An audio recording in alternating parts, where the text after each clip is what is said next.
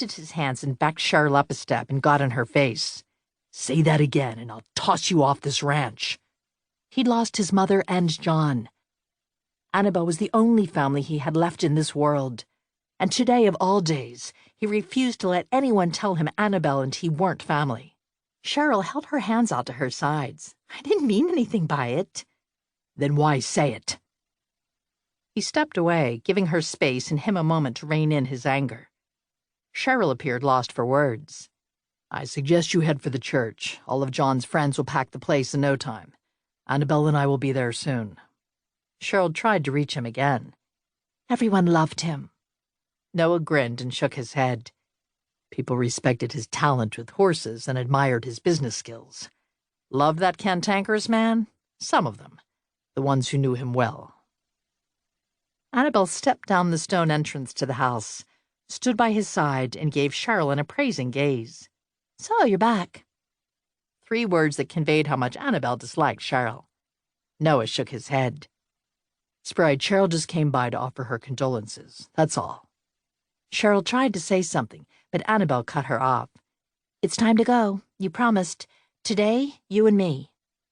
"You and me, Sprite. Always." He swore, knowing she needed the reassurance. Cheryl hooked her arm through his and prompted him to escort her to her car. "Whatever you need, Noah, I'm here for you." She rubbed her hand over his chest and smiled invitingly up at him. Thanks." He didn't acknowledge the underlying offer in her words. Annabelle climbed into the waiting limo, taking them to the service. He followed her a moment later. The driver closed the door, leaving them in the plush interior. He dreaded today and tried not to think or feel. But faded memories of his mother flooded his mind. He wished he could remember her smile and the sound of her laugh. Soon he'd forget the sound of John's voice and the twinkle that came into his eyes when he appreciated a beautiful woman walking by. "You're quiet, Noah. Are you thinking about Dad?" "Remembering all the times he spotted a pretty girl." He gave her a half-hearted smile, trying to keep things light. He didn't want today weighted down with somber thoughts and talk. John would want them to remember the good times, revel in life, and not drown in death. He'd get that sappy smile and his eyes would light up. She grinned, knowing as Noah did that John never set out to hurt any of those women. He just appreciated their many attributes and took what comfort they offered to soothe his troubled heart. "I'm going to miss it. Him. I don't think I'll ever go to a rodeo again and not anticipate one of his elbow jabs to check out one of the riders." Annabelle grabbed his arm. "Remember how he'd drag you over to the barrel races? God, how he loved to watch those women ride." Noah remembered.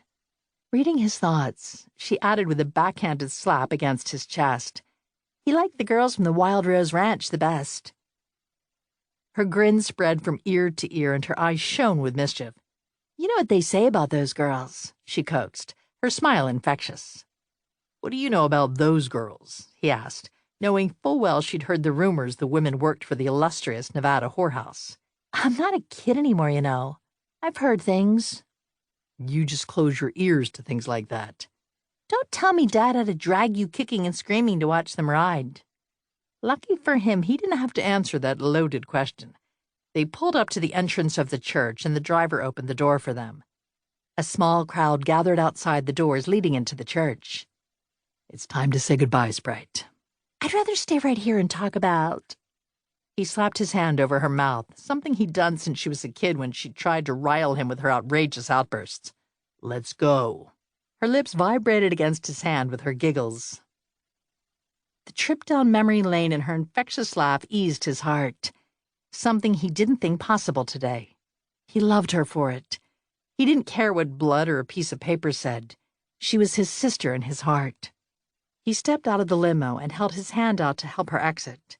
When she stood with him and saw the people gathering in front of the church, she hesitated, then stared up at him, her eyes earnest. "Do you think he was happy?" "I think he was like most of us. Happy with many aspects of his life, but wishing things could have gone better in others. Being a father and working the ranch made him happy." "Never found his true love," she said sadly. "I like to think he loved my mother, and after